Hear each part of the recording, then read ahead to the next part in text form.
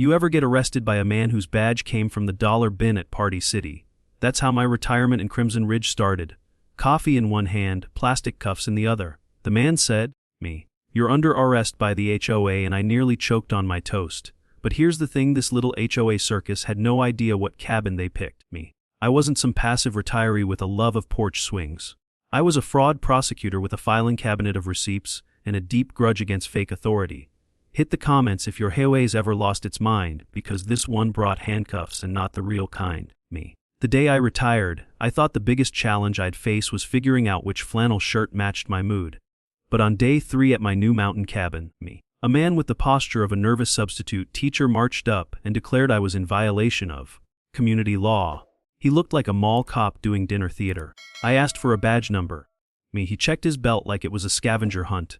"I'm Officer Troy," he said, "and I'm here on orders from the Homeowners Association." I knew HOA Karen culture had gone off the rails, but this was performance art. I played it cool, offered him coffee, told him to have a seat while I located my paperwork.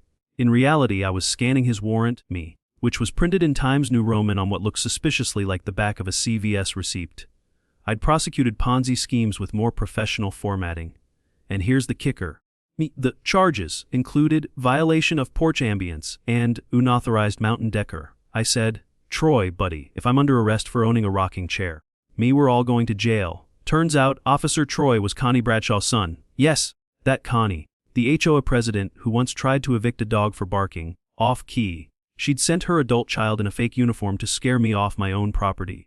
I'd seen federal fraud cases collapse under less stupidity, and Troy, bless him, folded faster than lawn furniture. When I asked how long he'd been with the sheriff's department, he muttered, Mom said not to answer that. That was my first taste of Crimson Whiz justice as a weaponized clipboard, a costume badge, and a mother-son HOA fantasy. But what Connie didn't know, what nobody knew, was that I was a retired state fraud prosecutor. The kind of guy who once cross-examined a CEO into confession over a sandwich break. And now, I had nothing but time, a hot pot of coffee, and a folder labeled, Connie's Greatest Hits. She started with a fake arrest. Next, she tried to outlaw my fireplace. Want to see what happens when an HOA queen picks the wrong porch? Stick around. According to Connie, I was in egregious violation of the Pine Bluffs Natural Light Ordinance. Which, as far as I can tell, is just her way of saying my porch faced east. The citation listed my sunrise as aggressively unfiltered, and my chimney smoke as visually disruptive to mountain harmony. I read it twice, then 3 times, hoping a punchline might appear. Nope. Just 8,500 and made up fines typed in Comic Sans and stapled with the desperation of someone who'd failed upward into a clipboard. Next came the violation for my grass gradient infraction. Apparently, if your lawn has more personality than a pudding green, it's considered hostile terrain. And my personal favorite, stacked firewood fails to demonstrate HOA aligned symmetry. Now, I've seen legalese twisted like balloon animals, but this was fantasy fan fiction written by a squirrel with a legal pad. I called Connie to talk like adults. She showed up unannounced. Red pen out like she was grading a detention essay and said, "I don't need paperwork. I am the board." She said it with the confidence of a Bond villain and the logic of a soggy pop tart. That's when I started recording everything. Audio, timestamps, even screenshots of her text messages that read like cult recruitment flyers. My favorite line. "Oh, a compliance is a feeling, not a document." "Ma'am, that's not law, that's a scented candle slogan." The more I stayed calm, the more she escalated. She began citing me for things like porch overexpression and seasonal leaf accumulation. I hadn't even unpacked my rake yet, and she was out here handing citations like Oprah with coupons. I asked her if there were actual bylaws backing any of this up. She looked me dead in the eyes like she was about to drop the Constitution from memory and said, "I am the rules." That's the moment I realized I wasn't just up against delusion. I was up against a woman who thought democracy ended at her driveway. Every HOA email came from a Gmail address with her dog's name in it. Her website had one tab, violations. Her idea of evidence was a blurry photo of my grill captioned, suspicious smoke activity. The moment someone stops needing evidence, congratulations, you just found your evidence. I wasn't living under an HOA, I was living under the Church of Connie, and the high priestess had declared war on my pine, scented freedom. She fined me for my sunrise. Next, she tried to unplug the moon. Stick around because when she touches my utilities, you're gonna want to be seated. Day 1 without power, I boiled snow for coffee like some caffeine-deprived pioneer. Day 2, I I was brushing my teeth with melted icicles and muttering to myself like a man on a cooking show filmed in a freezer. By day 3, I was drafting legal documents with a flashlight clenched in my teeth, me a soup stain on the margin, and a generator humming like an angry mosquito in the background. Connie had shut off my power and water using what she claimed were emergency enforcement orders, but the electric company admitted they were just printed PDFs with clip art and a signature that looked suspiciously like a glitter pen. Her HOA letterhead included a Latin motto, Regula supra omnia, which I'm pretty sure means, rules above all, or, I bought this font online. I called the utility providers myself, explaining that I'd never heard of an HOA that conducted business in cursive over Gmail. They gave me the bureaucratic shrug, "Woo, just follow the forms." So there I was, no heat, no water, and no backup except a stubborn streak the size of Nebraska. My fireplace became a survival kit, my phone charger got priority over food, and I began doing what any retired attorney would do when cornered. I built a digital war chest. I documented everything. Video of my powerless cabin, recordings of Connie's late night text bombs. You'll crack before the weekend. And even a screenshot of her HOA command center, which was really just her cat sitting on a stack of printer paper. But the real jackpot came when I dug into her background. Turns out Connie used to work as a school office compliance coordinator, which is HR speak for hall monitor with delusions of parliament. She'd been fired for, wait for it, making up rules, issuing fake fines and creating a personal citation log for students who walked too fast. And guess what? Pine Hollow wasn't her first OA rodeo. She'd pulled a similar stunt in a retirement community outside Flagstaff, Arizona, where she fined an 86-year-old man for aggressive lawn flamingo deployment. She left after a formal complaint and a flamingo army rebellion, apparently. This wasn't about a cabin or some porch lights, Connie was a serial control artist with a printer and a vengeance. But what she didn't realize was that every violation she slapped on my door, every outage she triggered, was just another exhibit in my growing case file. The loudest person in the room rarely wins. It's the quiet one, stacking facts like firewood, waiting for winter to end. She thought she could freeze me out of my own home. But I was raised by Montana wind and Colorado grit, and unlike her fake HO charter, my evidence was real, timestamped, and snow tested. She thought she froze me out. I thought her lies one melted snowflake at a time. But wait till you see what happens when she tries to serve me an arrest warrant, signed by her son. I've been cross-examined by billionaires and bullies, but nothing prepared me for the sight of a man in an off-brand badge asking, "Would you mind if I cuffed you inside?" It's windy out here. Bryce Dorsley, who introduced himself as deputy from the HOA compliance division, had the poise of a nervous barista and the uniform of someone who got lost on the way to a Halloween party. His belt squeaked, his handcuffs jingled like wind chimes at a church sale, and the warrant, a Word doc with Comic Sans and 2 typos in the word enforcement. He tried to sound official. "Mr. Mitchell, you are under arrest for noncompliance with Section 7 of the Pine Hollow Beautification Code."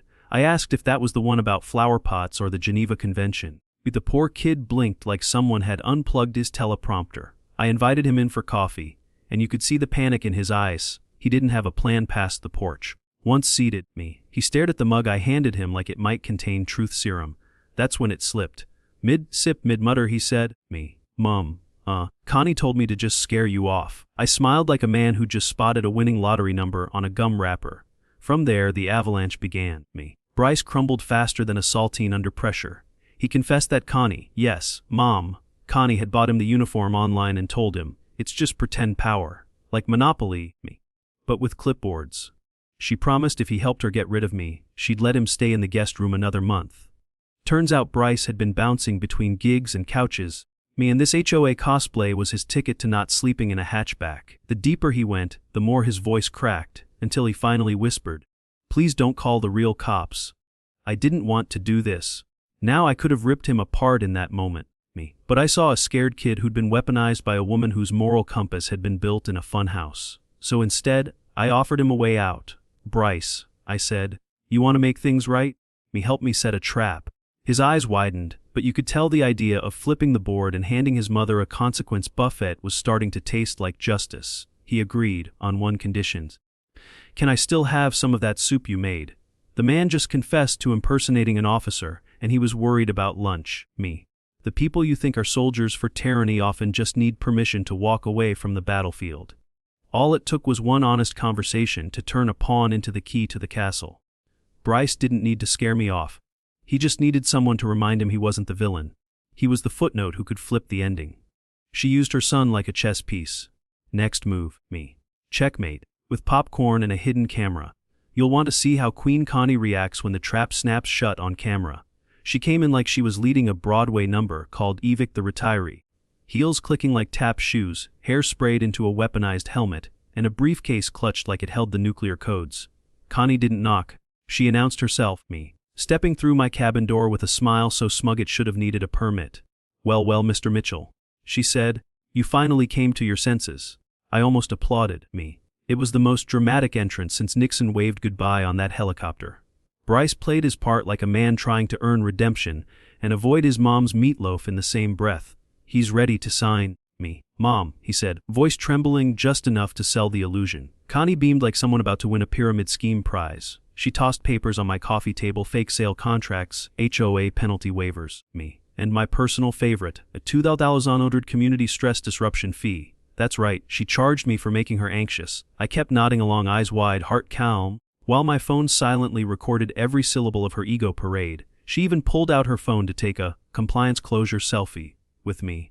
Proof for the records, she chirped. I leaned in and smiled sweetly and said, smile, Connie, you're on camera, and the only thing you're saying today is a confession. She blinked. Once, twice. The screen on my TV flickered to life, playing back her earlier lines in crystal clear audio. I don't need paperwork. I am the board. Her face dropped like wheat, fly in a thunderstorm. I let the silence stretch just enough to make her sweat. You see, Connie, I said, this entire cabin is rigged. Not with traps, just truth. I listed every recorded violation, every fraudulent document, and every bit of intimidation she'd weaponized me. Bryce quietly stepped away from her, badge removed, hands up. She stood frozen, clutching that briefcase like it might teleport her to a parallel dimension where OA fraud was a civic duty. But we weren't in Fantasyland. We were in jurisdiction. People like Connie don't need interrogators. They need a stage and a recording button. Give a bully enough space to monologue, me, and they'll build their own courtroom, complete with evidence, confession, and a spotlight. All I had to do was hit play and let her dig her own rhetorical grave, one, I am the rules, at a time. She came to steal my cabin. She left wondering if orange jumpsuits come with clipboards. But stick around, because next up, the real cops arrive and Connie finally meets someone else with a badge, me. There's a special kind of silence that follows a lie finally hitting a wall. Connie stood there mid-rant, still waving her fake documents like they'd been notarized by the Queen of HOA land, me. When the front door opened, and in stepped Detective Ray Bellamy, retired Marine, state fraud investigator, and my old college roommate, wearing a badge that didn't come from Party City. Afternoon, he said calmly. I hear someone's been running a government on glitter paper. Connie spun around so fast she nearly dislocated her spine, me. Ray's presence hit her like an IRS audit during brunch. This is a misunderstanding, she barked. I am the HOA. I almost choked on my coffee. That phrase had become her spiritual chant, her battle cry, me. Her entire personality boiled down to 4 delusional words. But Bryce, to his credit, didn't flinch. He handed Ray a thumb drive like it was a nuclear football. Everything's on here, sir. The fake warrants, meet the emails, even the stuff about the water bill scam. Connie turned to her son like he'd just sold the family to pirates.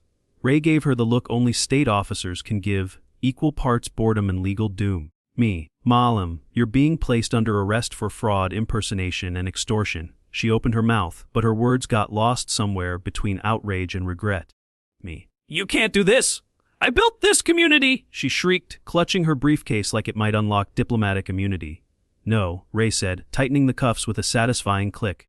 Me, you built a delusion. He just documented it. The satisfying part wasn't the arrest. It was the way the room shifted after. Connie, who once shouted over neighborhood potlucks like a Walmart drill sergeant, me was suddenly the quietest one there. As she was led out, neighbors appeared from across the street. One by one, they stepped forward with their own stories. Power cutoffs, fake fines, mail tampering. Turns out, me. My cabin wasn't the first she targeted. Just the first she failed to break. Ray jotted everything down like he was filling out a Hall of Fame application for HOA tyrants.